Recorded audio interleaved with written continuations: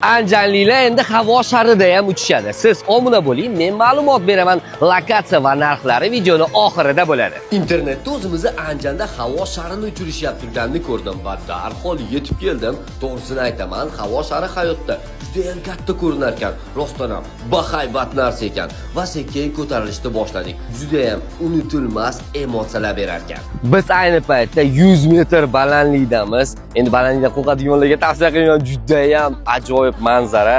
Uchib ko'rganimdan umuman afsuslanmadim. To'g'risini aytganda maza qildim va anchadan beri menga yetishmay turgan emotsiya va adrenalinni dadasini oldim. Xullas, vobshe dahshat. Buni chiqib, kayfini qilib keyin bilsangiz bo'ladi.